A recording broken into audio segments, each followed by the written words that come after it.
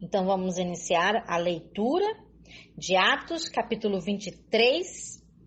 Nós vamos ver então a defesa do apóstolo Paulo referente ao Sinédrio, porque nós já vimos, que o comandante já estava ele em posse do comandante e agora ele podia estar se defendendo perante o Sinédrio também.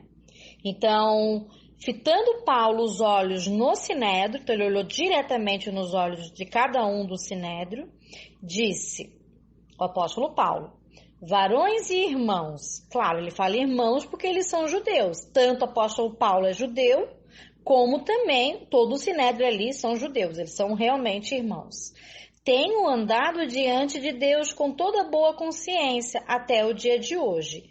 Então, o apóstolo Shaul está falando que está com consciência limpa perante o Eterno, porque ele fazia a vontade do Eterno. Ele era zeloso da lei, ele fazia as festas, ele cumpria os mandamentos, ele fazia votos, ele fazia sacrifícios em ofertas pacíficas, até mesmo tinha feito há pouco tempo um voto, entre outras. Ele ensinava a palavra, ensinava a Torá, ele ensinava que o judeu deve sim ser circuncidado e que o não-judeu não deve ser circuncidado, porém o não-judeu deve também cumprir as leis, principalmente aquelas leis baseadas nas leis noéticas que nós vimos lá no capítulo 15 de Atos, entre outras. O apóstolo Paulo estava andando corretamente na Torá, no caminho do Eterno. Mas o sumo sacerdote, ouvindo então o apóstolo Paulo falando isso e se defendendo que ele era zeloso da lei da Torá, esse sumo sacerdote chamado de Ananias mandou que quem estava perto do apóstolo Paulo batesse na boca do apóstolo Paulo. Então, o apóstolo Paulo disse: Deus há de te ferir. Parede branqueada. Aqui no sentido dessa parede branqueada, é no mesmo sentido que Yeshua fala lá em Mateus, capítulo 23, do verso 27 e 28, e em Lucas, capítulo 11, verso 44, chamando a liderança que estava já corrupta de sepulcro caiado. Por fora eles eram lindos, brancos, brilhosos, bonitos, que nem todo sepulcro, mas por dentro havia ali um morto, havia alguém podre, alguém mau, Então, ao mesmo jeito, o apóstolo Paulo falou aqui. E ainda continuou, Tu estás aí sentado para me julgar, segundo a lei.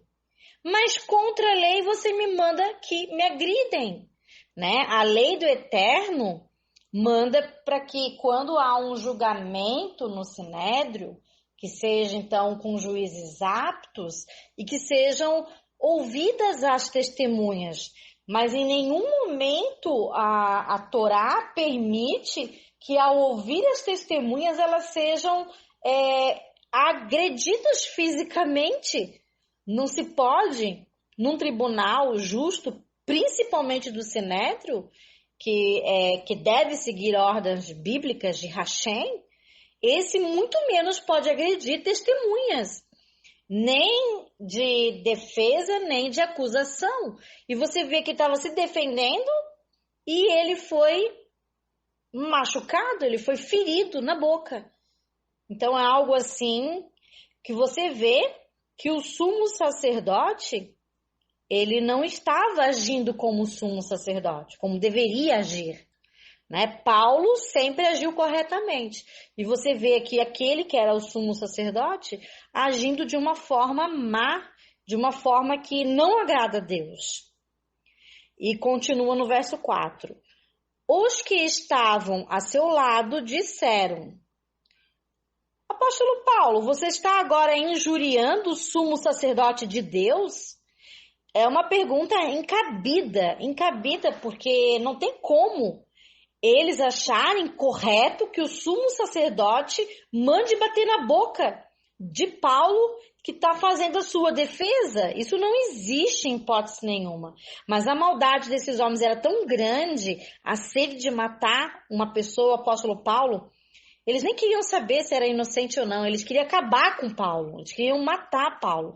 Que eles faziam algo assim absurdo perante a lei do Eterno. Perante aos olhos dos servos do Eterno, algo terrível eles estavam fazendo. E achavam ruim de Paulo ter falado aquilo. Como se Paulo estivesse injuriando o sumo sacerdote. Ele não estava injuriando, porque Paulo era mestre da Torá, ele sabia como tinha que se comportar o sinédrio, porque até mesmo ele já participou dessa alta cúpula, dessa alta elite, desses líderes lá de Jerusalém, antes dele se converter e acreditar que Yeshua, Jesus é o Messias. Claro, Paulo sempre acreditou em Deus de Abraão, Isaque e Jacó. Ele não precisou se converter ao Deus de Abraão, Isaque e Jacó, porque ele já é judeu. Todo judeu crente em Deus de Abraão, Isaque e Jacó não se converte quanto a Deus, mas ele acreditou. A conversão que eu estou falando aqui é nele acreditar que Jesus, Yeshua, é o Messias, né? Ele mudou de opinião. Ele não acreditava antes e depois passou a acreditar, porque ele viu, ele falou, né? Jesus Yeshua falou com o apóstolo Paulo, então é inegável, né? Ali não tinha mais como ele negar, então ele passou a crer, passou a ser um judeu crente que Jesus é o Messias. Então, ali no verso 5 fala, Paulo responde. Aqui ele está respondendo de uma forma irônica, com ironia, porque em nenhum momento ele injuriou, ele apenas falou que o sumo sacerdote, em outras palavras, não estava se comportando como um sumo sacerdote. Então Paulo falou, não sabia, irmãos, que ele é um sumo sacerdote, porque está escrito, não falarás mal de uma autoridade do teu povo. Tu vê, ele respondeu com uma ironia e ao mesmo tempo ele provou que ele sabe a Torá, porque está escrito na Torá, não falarás mal de uma autoridade do seu povo. Você vê que está citando aqui lá Êxodo, capítulo 22, verso 28. Então, ele é mestre da Torá, ele ensina a Torá, ele sabe a Torá, o apóstolo Paulo. Sabendo Paulo que uma parte ali do Sinédrio se compunha de saduceus e uma outra parte se compunha de fariseus, ele exclamou, ele falou, ele proclamou ali, varões e irmãos, eu sou fariseu. Então, o apóstolo Paulo falou, eu sou fariseu. Ele não falou, eu era fariseu. Ele falou, eu sou, no presente, eu sou fariseu.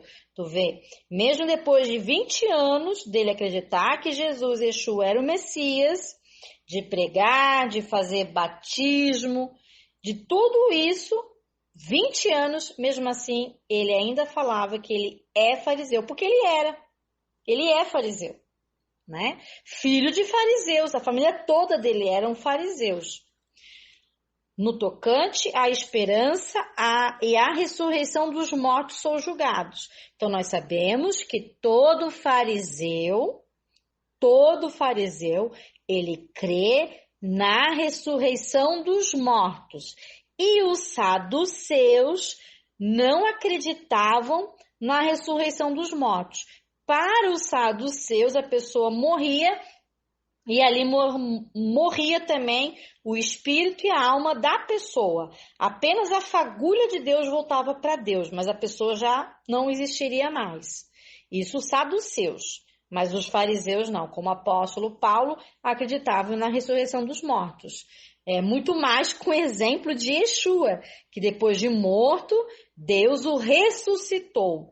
Né? Ele era morto, mas foi ressuscitado. Então, muito mais Paulo continuaria sendo fariseu até o dia da sua morte, porque ele viu um morto ressurreto, que é Yeshua, Jesus, que falou com ele, que falava com ele, né?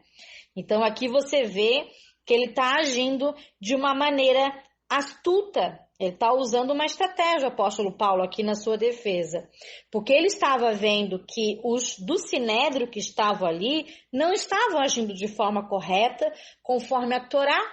Uma que ele, sendo sumo sacerdote, esse Ananias, não sabia nem julgar, muito menos se comportar contra a Torá em relação ao apóstolo Paulo, porque ele já mandou bater lá na boca do apóstolo. Então, o apóstolo mostrou que o apóstolo Paulo sabia a Torá, mas o Sinédrio não, ou sabia o Sinédrio e não vivia a Torá, né? Porque nós estamos vendo aqui o Sinédrio agir de forma contra a Torá, né? Eles estão num conluio ali, num pacto entre eles, num conluio, para que matasse o apóstolo Paulo. Isso é agir contra a Torá.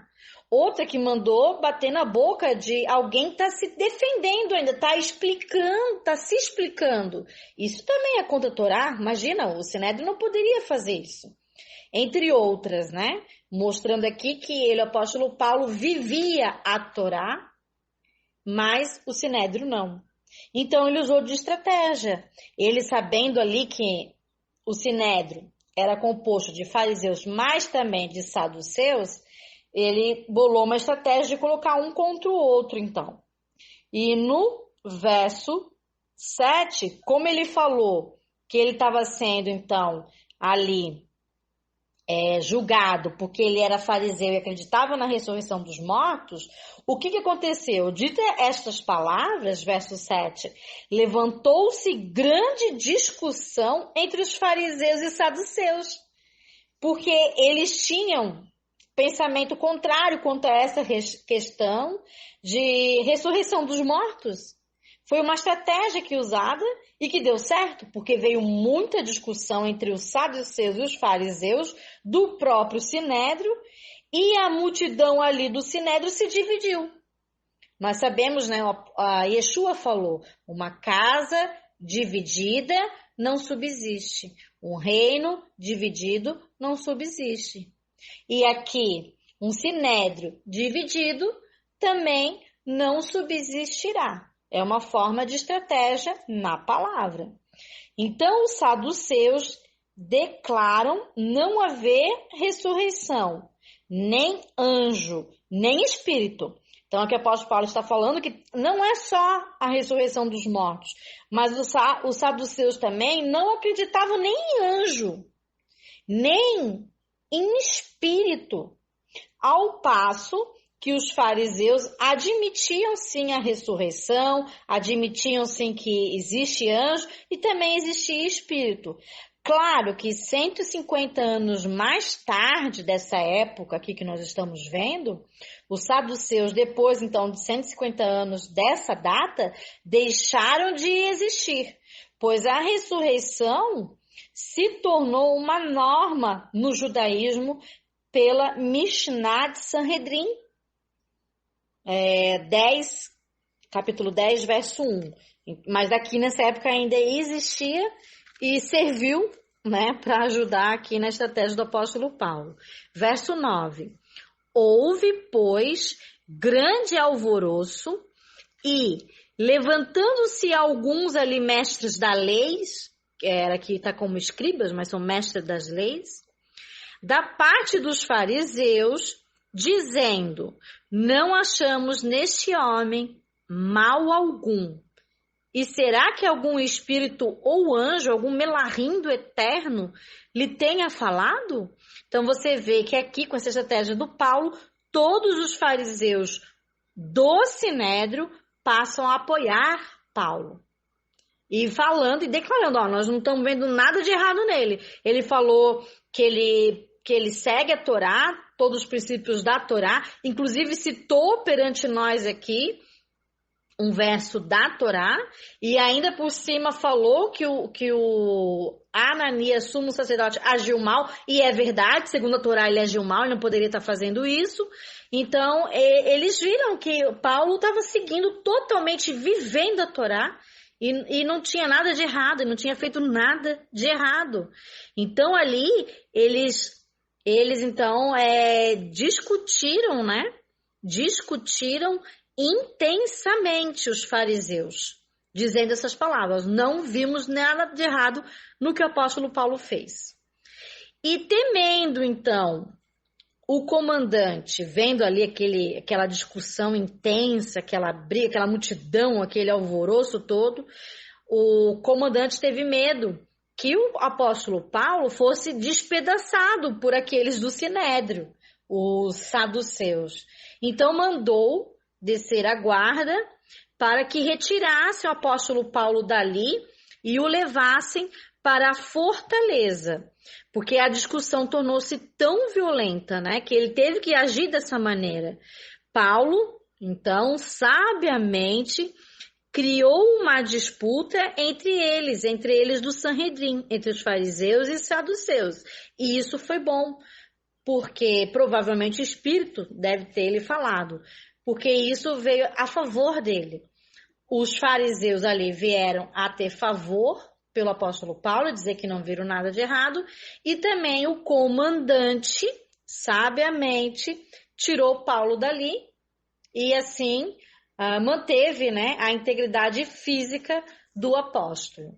Então, continuando, Atos, capítulo 23, do verso 11 ao verso 21, que diz: na noite seguinte, o Senhor Jesus, Yeshua, pondo-se ao lado do apóstolo Paulo, então Jesus aparece agora na noite seguinte para o apóstolo Paulo e diz: coragem, pois do modo que você deu testemunho a meu respeito agora em Jerusalém, assim você também vai fazer em Roma. Você vai testemunhar de mim em Roma. Então, Jesus está pedindo, a Yeshua está pedindo ao apóstolo Paulo que testemunhe sobre Yeshua também em Roma. Roma sabemos que era o centro, né,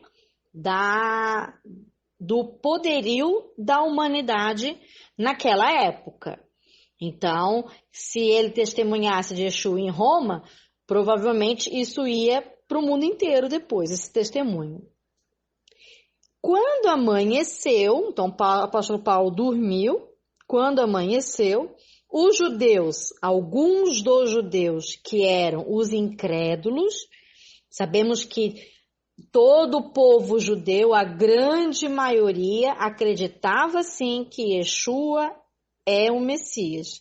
Porém, os da liderança, alguns da liderança, né, os maiorais da liderança, digamos assim, eram judeus incrédulos, que não acreditavam que Yeshua era o Messias. E esses judeus, então, da liderança, os incrédulos, porém são os que comandam, se reuniram e solenemente juraram entre eles que não haviam de comer nem de beber, enquanto eles não matassem o apóstolo Paulo. Que horror! Fizeram um jejum e um juramento de jejum em prol de matar um discípulo de Yeshua. Alguém que guardava as festas, alguém que ensinava a Torá, alguém que seguia os mandamentos do Eterno, e mesmo assim eles estão tramando a morte e usando o jejum, que é algo tão sagrado, que nós usamos para orar, para interceder, para saber mais do Eterno, nos conectarmos mais com o Eterno, eles usando o jejum com o objetivo para matar alguém. É algo assim, onde a maldade cega, né? Tá cegando, inclusive, aqueles que eram do Sinédrio. Horror. Verso 13. Eram mais de 40 os que entraram nessa conspiração, nesse pacto de jejum para matar o apóstolo Paulo. Estes, então, indo ter com os chefes dos sacerdotes e os anciãos, disseram: juramos, sob pena de maldição, que não vamos comer coisa alguma, enquanto não matarmos o apóstolo Paulo. Terrível. Agora, pois, notifica ao comandante, juntamente com o Sinédrio, que apresente Paulo como se ele estivesse a ser investigado mais acuramente, a causa dele, no Sinédrio. E nós antes que ele chegue ao Sinédrio, estaremos prontos para assassiná-lo.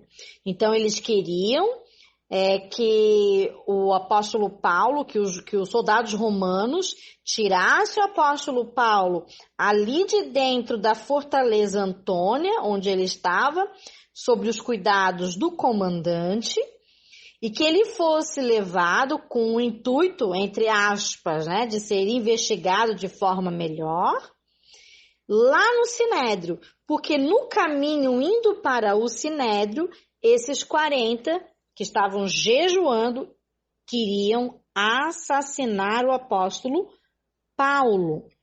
Então você vê que coisa horrível, que coisa horrível. Mas o sobrinho do apóstolo Paulo, então o filho da irmã do apóstolo Paulo, ficou sabendo dessa trama, ele ouviu essa trama. E ele entrou lá na fortaleza, então, de Antônio, onde estava o seu tio, o apóstolo Paulo, e avisou o apóstolo Paulo. Ele contou para o seu tio, o apóstolo Paulo, dessa conspiração, que iriam matá-lo, que iriam, então, tirá-lo ali de dentro, iam pedir para tirá-lo ali de dentro da fortaleza, e que, levando a caminho, então, lá do Sinédrio, iriam assassiná-lo. Então, era uma emboscada. Então, o apóstolo Paulo chamou um dos centuriões e disse, leva esse rapaz ao comandante. Então, ele pediu para que levasse o sobrinho dele ao comandante, sem falar que era sobrinho, né? Porque ele tem algo a dizer ao comandante. Tomando-o, pois, levou ao comandante, dizendo, o apóstolo Paulo, que está preso, ele me chamou e pediu para que eu te trouxesse este rapaz, porque ele tem algo a te dizer. Verso 19.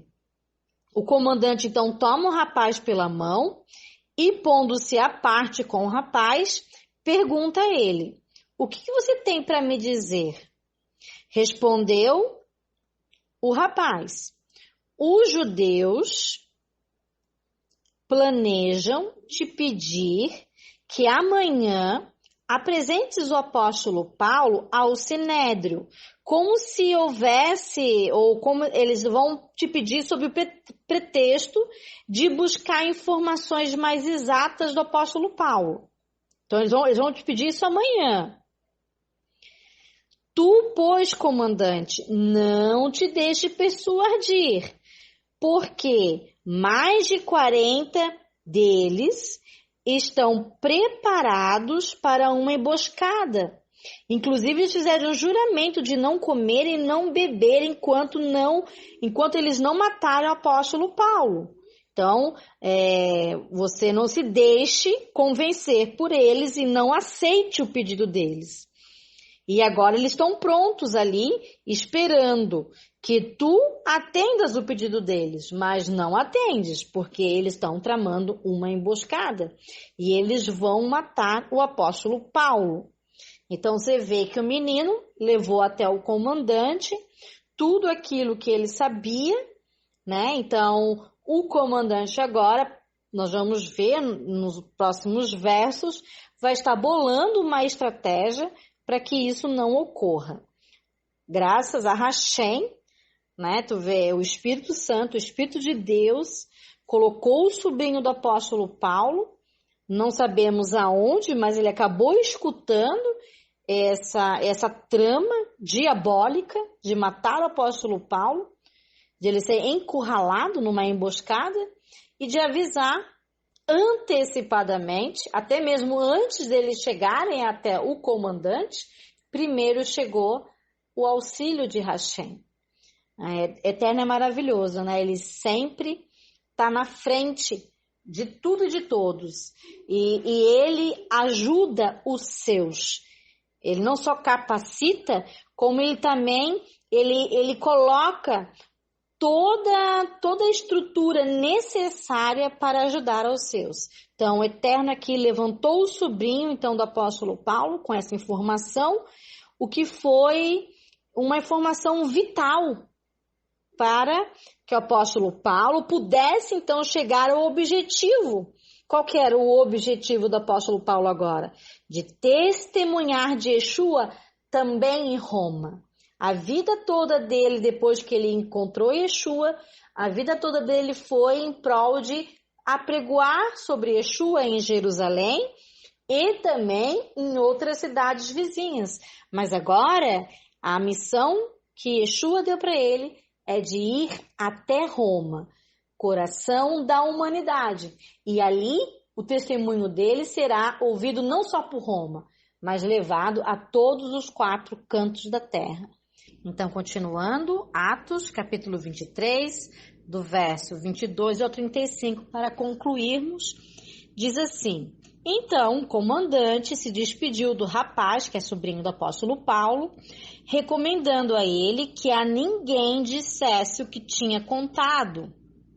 Chamando 2 centuriões, ordenou: tende de prontidão, desde a hora 3ª da noite, ou seja, às 9 horas da noite. Então, ele mandou com que eles se aprontassem, e às 9 horas da noite, 200 soldados, 70 da cavalaria e 200 lanceiros para irem até Cesareia.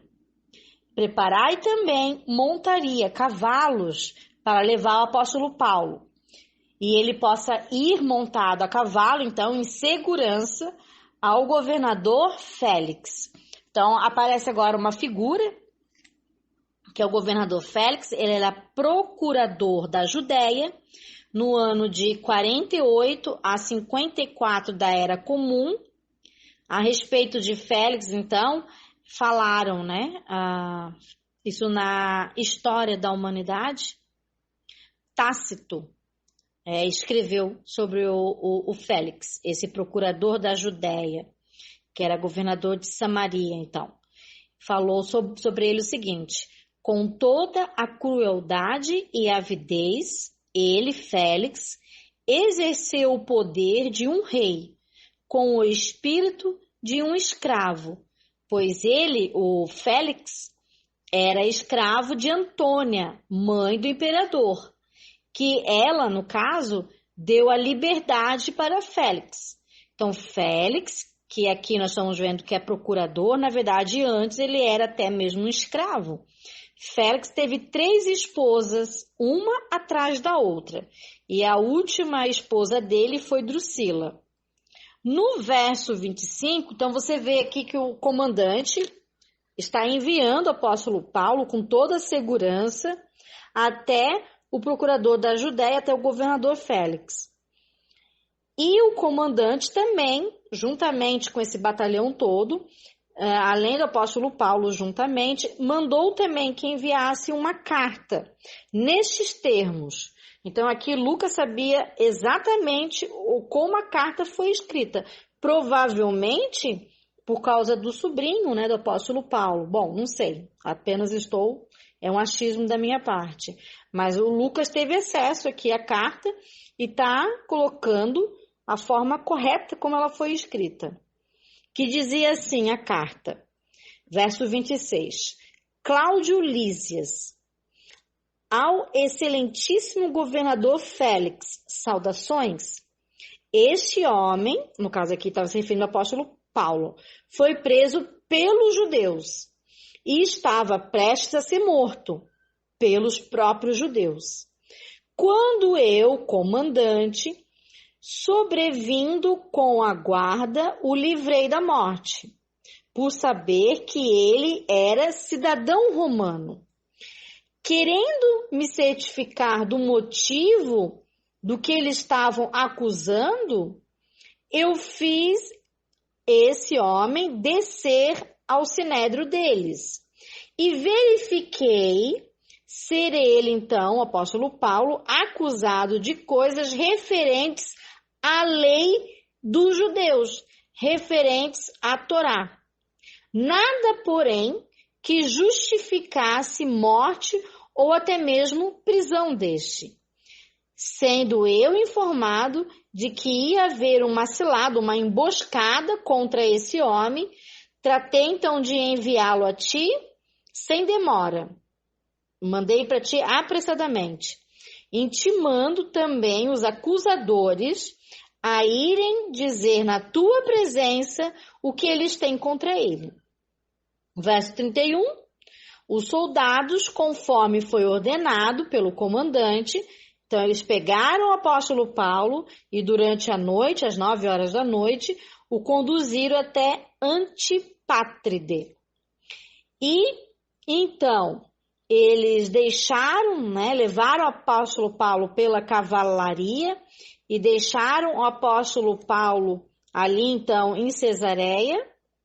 E depois eles voltaram à fortaleza e entregaram então também a carta, assim quando deixaram o apóstolo Paulo, também entregaram a carta do comandante para o governador. E também apresentaram o preso, entre aspas, né, o apóstolo Paulo também. Então você vê, né, fizeram tudo conforme o comandante pediu. E Paulo, com toda a segurança, chegou até o seu destino. Lida a carta, então aqui, Félix lê a carta, perguntou então Félix, depois que ele leu a carta, de que província o apóstolo Paulo era. E quando soube que era da Cilícia, disse: vou te ouvir quando chegarem os teus acusadores. E mandou, então, que o apóstolo Paulo fosse, então, colocado no pretório de Herodes. No caso, então, ele ficou ali, Paulo, sobre a custódia na guarda general, então, lá de Herodes, né? Então ele ficou ali e você vê que ele não é posto nem em nenhuma cela. Ele apenas fica lá, então, no quartel general ali, então, de Herodes, sobre a custódia e aos cuidados, então, do governador Félix. E aqui nós terminamos o capítulo 23. E vamos continuar na próxima semana o capítulo 24.